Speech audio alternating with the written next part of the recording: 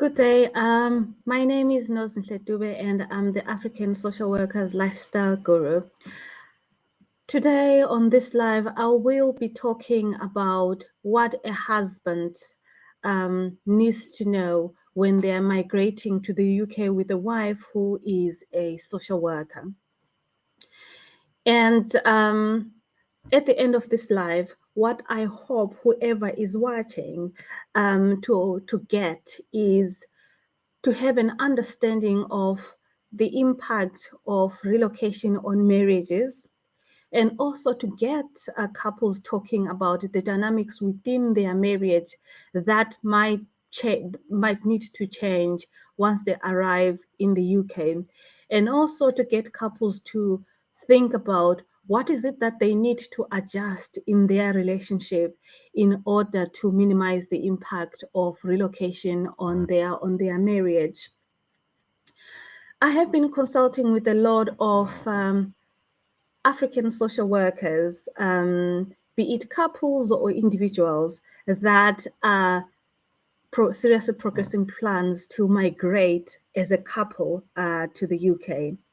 And what has become evident is that there is a lack of awareness in terms of how relocation impacts the dynamics within the marriage and the risks that comes with a relocation to the UK on the stability of the marriage.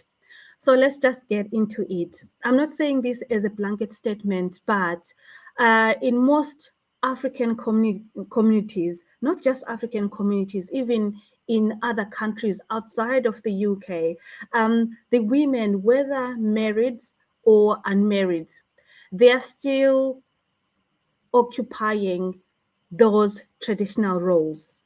That is, they are still expected, or they still carry the bulk of most of the household chores. In as much as women are working, let's say in this case, a husband and a wife, they are both working. However, when they come back at the end of the day shift, when they come back home, the wife still have to assume those traditional duties. That is, they have to do the cleaning, the cooking, bathing the children, doing homework with the children, and doing all sorts. And I'm not saying that most men they don't help, because yes, African communities have evolved, but we still get families where the husband will come back from work, and they don't help much with the cooking, with the cleaning, the ironing, bathing the children, and it's still the responsibility of the wife. And when a wife and a husband are working, sometimes they have got surplus left after paying the bills. So some they find themselves uh, getting a helper and paying a helper to take the pressure from the wife of having to do all the household duties. And the added advantage is that some people they still have got access to a wider support network, and they can access support from their wider support network, be it the grandmothers, the uncles, the aunts, and the siblings who can help with taking the children to nursery, taking the children to school, and all of that. It takes the pressure from the wife, and creates more time for the family to do whatever they have to do to remain as a family and create that oneness, that unity, that stability within that marriage. However, when they migrate to the UK, obviously they will be removed from the support from their wider support network, and they will not be having that cheap labor where they can employ a helper. Yes, in the UK, you can still get somebody to do the cleaning, or pay somebody to do the cleaning, they do the school runs and all of that. However, it's expensive. And given this, the starting salary of a social worker, sometimes it's difficult to employ somebody to help around the house. So it remains the responsibility of the husband and the wife to help each other around the house. And it goes without saying that, of course, most social workers, they're employed to work 9 to 5. However, that's a fantasy, because there's a lot of work that needs to be there's a lot of work that social workers find themselves having to do, and that comes with the pressures, the time scales that have to be met, um, and the the wives, they who are working as social workers in the UK, they find themselves having to work long hours and work into the late hours of the night. Some they work until 10, 11, 12 midnight, trying to get in the paperwork that needs to be done.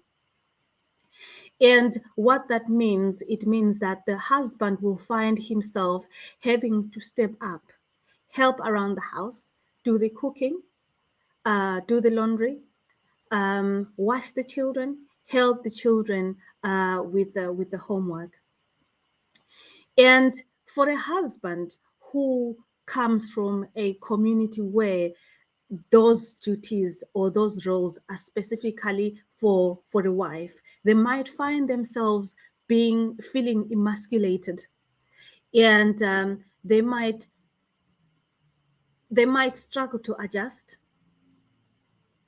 and making it difficult for a wife to juggle having to do their professional duties and um, household duties. One way or the other, one of those two is going to struggle. Is going to struggle. And what that means, it means that the husband will have to adjust quickly and help the wife around the house. And what the added difficulty is, most of the husbands, when they not most of the time, sometimes when a husband come to the UK, they will be coming as a dependent, and the wife being the main applicant. So when they arrive here in the UK, it's difficult to occupy that same job in the field where they were working in the UK. So they find, in Africa. So when they come here, they find themselves having to downgrade and work in a field that they would not usually work in, just to supplement the income of the wife. And once families back home, they hear that, oh my goodness, the wife, she's at work all the time, and the husband is left at home having to do the cooking and all of that, then they'll start whispering and saying to the husband, oh my goodness, now your wife, she's in the UK, she's controlling you as our son, you are no longer the husband, you are no longer the husband, and she's the wife who is wearing the trousers in that marriage. Then that brings about frustrations, and the arguments they start, and then some people, they find themselves having to tend to alcohol to manage the frustrations, which is an unhealthy way of managing relationship based arguments or frustrations within a marriage. And then when that happens, and when alcohol is involved, then the arguments, they can easily escalate into domestic abuse incidents, and the family will end up coming to the attention of the police or social services. And when that happens, then there's a risk of the family, or there's a risk of the goal of settling permanently in the UK being impacted. So it is important to understand how relocating to the UK is likely to impact on the marriage, and what the couples need to do in order to minimize the impact.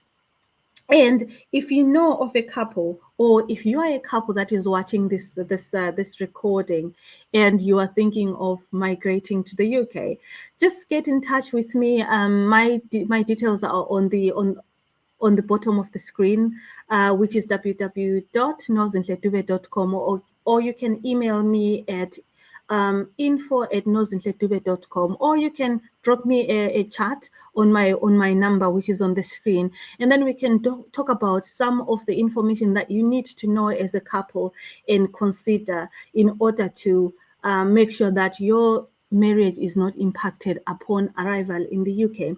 I think I hope that everybody will find this live very helpful, and take away a few tips from it and use those tips to help them settle better in the UK. Thank you very much for watching.